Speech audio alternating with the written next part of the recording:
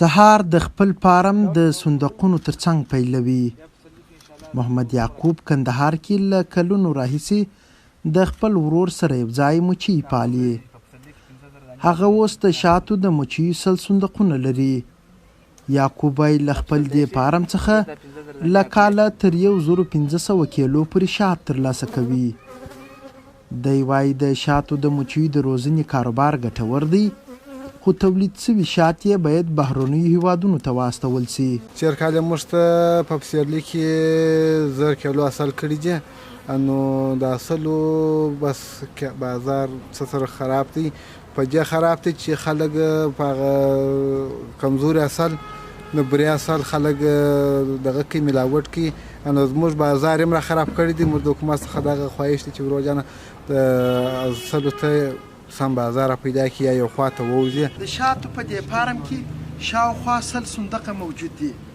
د دغه فارم د مسؤلینو په وینا دغه صندوقونه هر کال 2 ځلې اصل ترې راوځي او هر صندوق 6 کیلو اصل تولیدوي.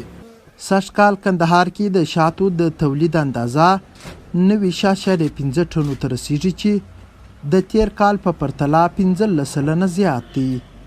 تیر کال دغه ولایت کې د تولید سوو شاتو اندازه 24 ټنه وه. د کندهار د کرنې ریاست مسؤلین وایي دغه ولایت کې سږ کال د شاتو د مچیو د روزنې د فارمونو شمیر هم 50 ته رسیدلی دی. د دغه اصلو د تولید علاوه په کندهار ولایت کې تقریبا 11 دانې خالص د اصلو پلورنځي جوړې شوي دي، چې دا تقریبا 4 کاله مخکې په کندهار کې 2 دانې اصل پلورنځي وي، خو دا د اوس په دغه 2-3 کالو کې تعداد تقریبا 11 ته ورسېدله، چې دا هم د اصلو په کاروبار د خلکو په تشویق او د خلکو د خوا یعنی د تقاضا په زیاتوالي باندې دلالت کوي. دا مهال کندهار کې د وطني شاتو 11 پلورنځي شتون لري. د شاتو پلورونکي وایي د وطني شاتو بازار هم ښه دی. کاروبار د خدای فضل د ښه روان ده، یو کال نه تر بله زیاتېږي که نه. اول کې هېڅ هم نه و، ډېر کم شی د ورځې باغه کېدو. بیا موږ دا دوکانو ته تقریبا د کندهار ټول سوپر مارکېټو ته دا نورو د 30-40 دوکانو ته مال ورکو ایښوده به هم پکې هغه به چې کله خرڅ شو بیا به موږ ته پیسې راکولې. خو اوس الحمدلله په هغه دوکانو کې زیاتو کې چې وځي هغې ته ورکوو ښه وځي، او دلته به هم خلک مراجعه ډېره کوي د موږ ته.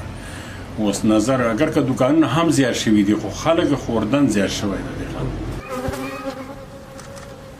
د کندهار د کرنې ریاست مسؤلینو ویلي چې دغه ولایت کې د تولید سوو شاتو د معیاري پروسس او بسته‌بندۍ لپاره هم د دوی هڅې روانې دي چې د دغه برخې په بشپړېدو سره به په بازار کې د افغاني شاتو اعتبار نور هم زیات سي.